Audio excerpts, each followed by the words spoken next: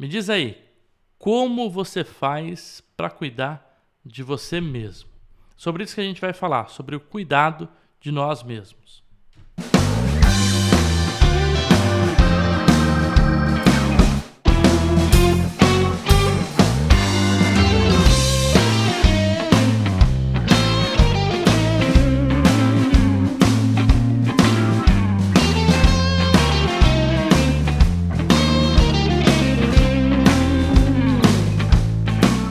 Seja muito bem-vindo ao Pausa para Teologia. Eu sou Wellington Casagrande e esse canal, esse nosso canal, é uma tentativa de conversar um pouquinho sobre Bíblia, sobre fé, sobre teologia e sobre outros assuntos aqui. Aqui a gente divulga devocionais, às vezes a gente faz algum vídeo de teologia, traz convidados.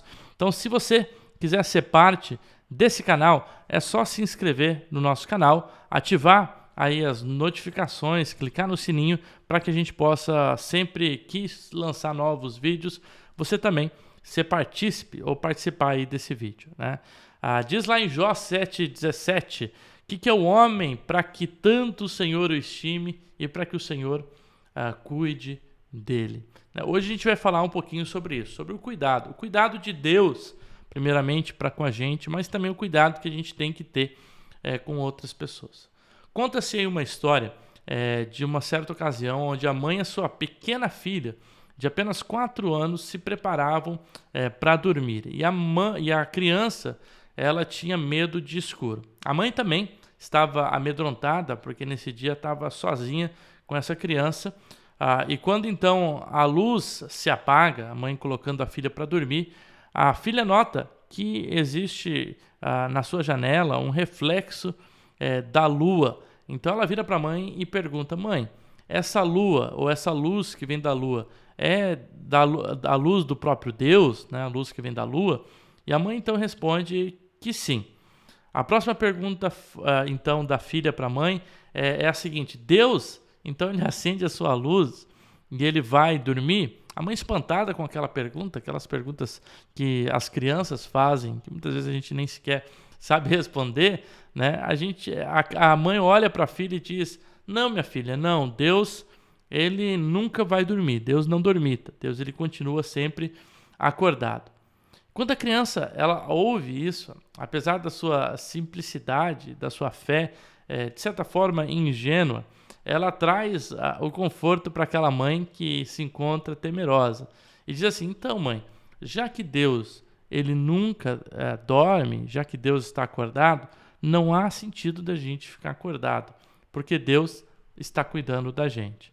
E assim, então, as duas dormem, conseguem dormir em paz e se lembrar justamente de que Deus está sempre presente e de que Deus está sempre acordado, cuidando dos seus. E é isso que a gente percebe no decorrer das Escrituras. Quando a gente lê a palavra de Deus, quando a gente lê a Bíblia nos revela a história de um povo com Deus.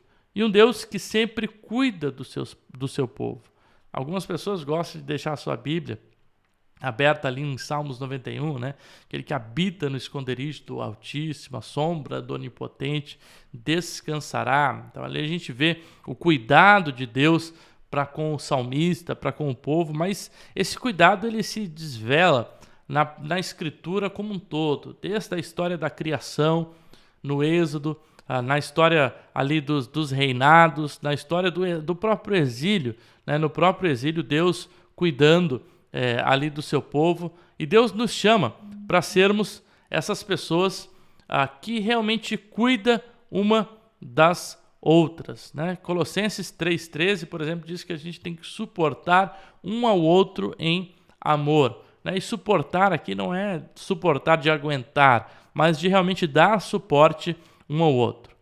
Ninguém sai de uma relação da forma e que entra. Sempre que a gente se encontra com o próprio Deus, nós nos encontramos com o cuidado de Deus. Nós nos encontramos com esse Deus que cuida do seu povo e que cuida de nós, mesmo quando nós estamos desapercebidos desse cuidado de Deus para com a gente. Leonardo Boff, ele diz o seguinte, que o cuidado inclui essa atitude do desvelo, da solicitude e da atenção para com o outro. Atitude de desvelo, solicitude e atenção para com o outro. Essa preocupação e inquietação que nos liga com o nosso próximo.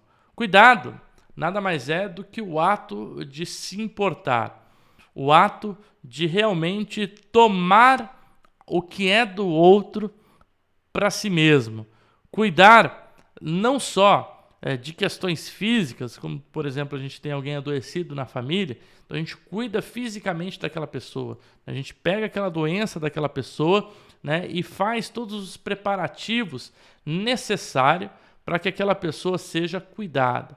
Mas o cuidado ele vai além do cuidado físico, né? Nós somos chamados para sermos uma comunidade, né? E algumas pessoas gostam de utilizar o próprio termo de comunidade terapêutica, comunidade desse cuidado um com o outro, dessa igreja que nutre justamente a ação de compaixão, ação de alteridade, ação de empatia, ação de caridade. O amor que se desvela não no cuidado apenas de si mesmo e da própria individualidade, de uma fé que olha para si, que olha para suas mazelas e para suas necessidades. Mas nós somos chamados por Deus para cuidar também de outras pessoas. Eu iniciei essa reflexão com a pergunta: o que você faz para cuidar de si mesmo? Porque é muito importante que a gente cuide de nós,